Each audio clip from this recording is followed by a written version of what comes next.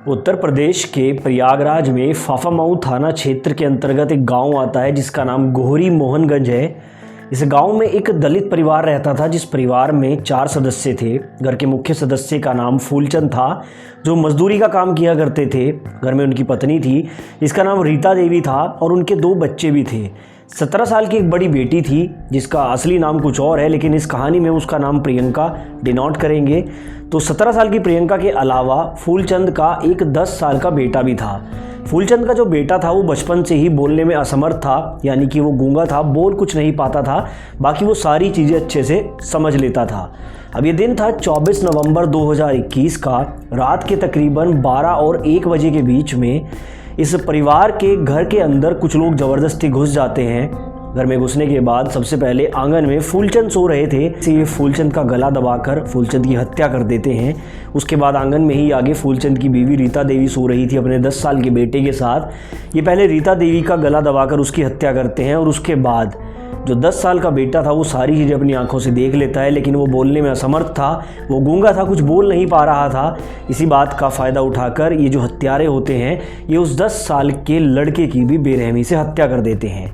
लेकिन इन लोगों का असली उद्देश्य कुछ और था। उन तीनों की हत्या करने के बाद ये आगे बढ़ते हैं और इस घर में जो कमरा था उस कमरे में जाते हैं जहाँ पर इस घर की 17 साल की बेटी प्रियंका सो रही थी। ये 3-4 लोग वहाँ जाते हैं। पहले ये जाकर प्रियंका को काबू करते हैं, उसके मुंह में कपड़ा घुसा देते हैं। 2 लोग उसके हाथ पैर पकड़ते हैं और उसके बाद 2 लोग जो होते हैं वो बेरहमी से प्रियंका के कपड़े फाड़ना शुरू कर देते हैं। जब उसके सारे कपड़े उतर जाते हैं फिर ये सारे लोग बारी बारी से 17 साल की प्रियंका के साथ दुष्कर्म करते हैं। जब इनका काम पूरा हो जाता है इन्हें लगता है कि अब प्रियंका को भी ज़िंदा छोड़ना ठीक नहीं है, इसलिए गला दबाकर प्रियंका की भी हत्या कर देते हैं और उसकी हत्या करने के बाद उसके नग्न शरीर को उसी कमरे में छोड़कर वहाँ से फरार हो जाते हैं। यहाँ तक की कहानी जानने के बाद आपको ऐसा लग रहा होगा कि इस कहानी में भी कोई आपसी रंजिश के चलते इस परिवार की हत्या करके बेटी के साथ दुष्कर्म किया गया, लेकिन इस केस में जितनी चीज़ें साफ दिखाई दे रही हैं उतनी साफ थी नहीं, क्योंकि आगे जाकर इस कहानी में बहुत से ट्विस्ट एंड टर्न आना बाकी था। तो चलिए आज के इस वीडियो में इस परिवार के हत्याकांड के पीछे की पूरी सच्चाई जानते हैं। नमस्कार दोस्तों, मेरा नाम राहुल है और आप लोग देखना शुरू कर चुके हैं C4 क्राइम टीवी।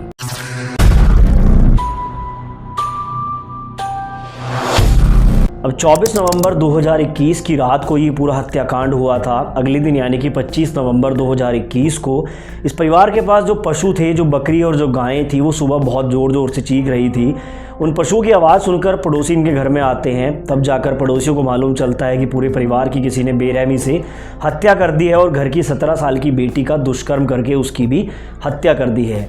पुलिस को बुलाया जाता है। प्रयागराज पुलिस मौका वारदात पर पहुंचती है क्योंकि एक दलित परिवार था। मामले की गंभीरता को देखते हुए सर्कल ऑफिसर के साथ साथ जिले के SP, फॉरेंसिक टीम सभी लोग मौका वारदात पर पहुंच जाते हैं और केस की छानबीन शुरू कर दी जाती है। परिवार के 4 सदस्य की बॉडी को पोस्टमार्टम के लिए भेज दिया जाता है। पोस्टमार्टम रिपोर्ट में पुलिस को ये भी मालूम चलता है कि घर की 17 साल की बेटी प्रियंका के साथ 1 से ज़्यादा लोगों ने दुष्कर्म किया था और पुलिस अपनी छानबीन में लग जाती है। सबसे पहले गांव वालों से पूछताछ होती है और पुलिस के सामने जो पहला क्लू आता है वो ये है कि इस परिवार को कुछ ज़मीन सरकार की तरफ से मिली थी इनके भरण पोषण के लिए और उस ज़मीन पर गाँव के ही किसी ऊँची कास्ट वाले व्यक्ति की नज़र थी। वो ज़मीन को कब्जाना चाहता था, जिसके चलते पहले भी कई बार इस दलित परिवार के साथ मारपीट और लड़ाई झगड़ा हुआ था, जिसके चलते इन्होंने SC/ST एक्ट में जाकर पुलिस में रिपोर्ट भी दर्ज कराई थी। लेकिन वो जो परिवार था वो परिवार अपने पैसे के दम पर बच जाता था और सबसे पहले पुलिस का शक उसी परिवार की तरफ जाता है कि शायद इस ज़मीनी विवाद के कारण ही इस पूरे परिवार की हत्या की गई है,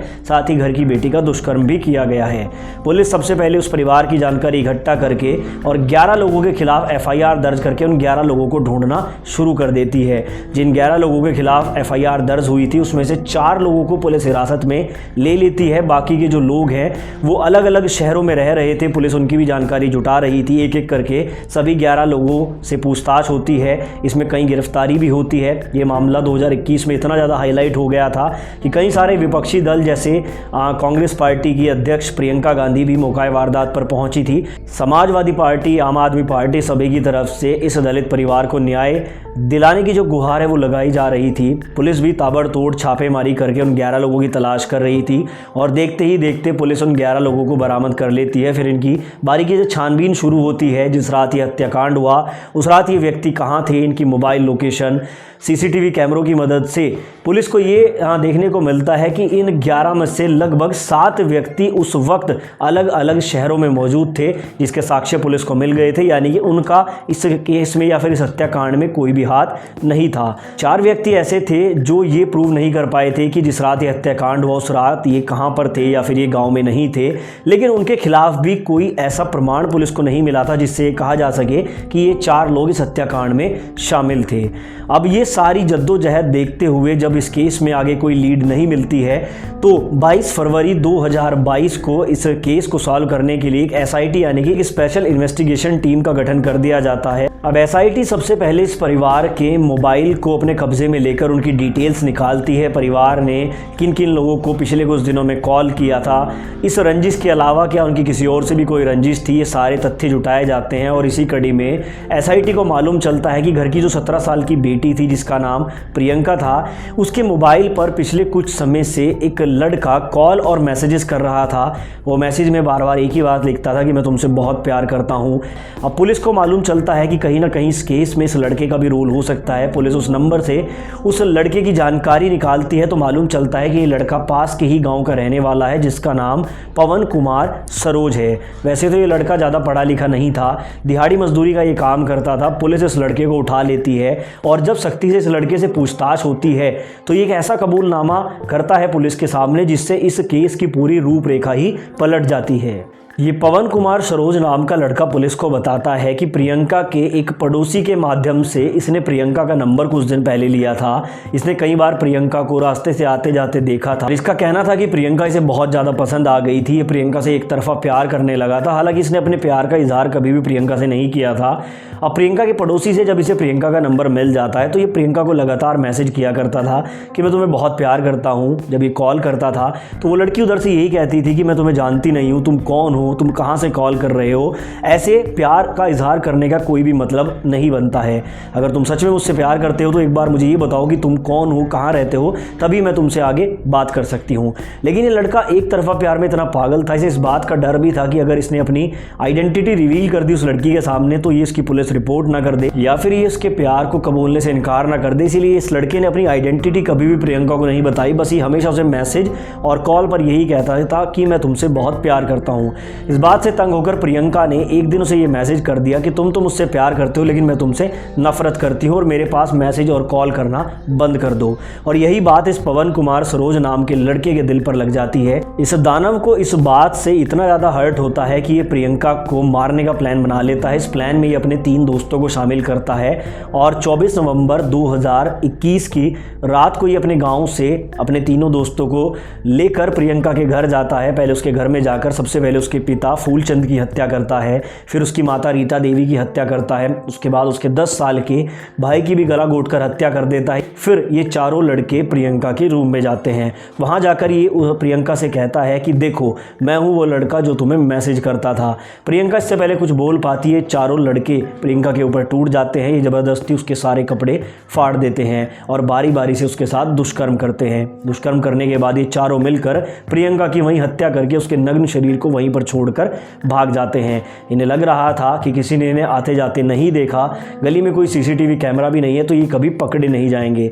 हत्यारे को ये बात कभी भूलनी नहीं चाहिए कि चाहे वो कितने भी शातिर तरीके से हत्या करे, वो कहीं ना कहीं गलती जरूर कर देता है। इस लड़के ने भी यही गलती करी कि इसके मोबाइल नंबर की जो डिटेल है वो प्रियंका के मोबाइल में ऑलरेडी जा चुकी थी। पुलिस ने कार्रवाई करते हुए पवन कुमार सरोज के साथ साथ उसके तीनों दोस्तों को भी अरेस्ट कर लिया। साथ ही पुलिस ने उस लड़के को भी अरेस्ट किया जिसने प्रियंका का नंबर इस पवन कुमार को दिया था। साथ ही गांव के जिन 11 लोगों के खिलाफ FIR हुई थी उन सभी को छोड़ दिया गया क्योंकि उनके खिलाफ कोई भी एविडेंस पुलिस को नहीं मिला था। तो ये थी प्रयागराज के फाफामाऊ थाना क्षेत्र के गोहरी मोहनगंज गांव के हत्याकांड के पीछे की पूरी सच्चाई। अगर आपने इस वीडियो को यहाँ तक देखा है तो एक चीज़ आपको समझनी होगी कि अगर जीवन में किसी भी कदम पर आपको या आपके परिवार को ऐसा लगे कि आपके साथ कुछ गलत होने वाला है तो आपको उसी वक्त सतर्क हो जाना है और अपनी सुरक्षा के लिए जो भी कदम आप उठा सकते हैं वो आपको उठा लेने सामने है। ये लड़की प्रियंका अगर चाहती तो पहले ही पुलिस स्टेशन में जाकर इस पवन कुमार सरोज की शिकायत कर सकती थी। हो सकता है कि इसका परिवार आज जिंदा होता। बाकी आपकी इस बारे में क्या राय है, कमेंट में अपनी राय जरूर दें।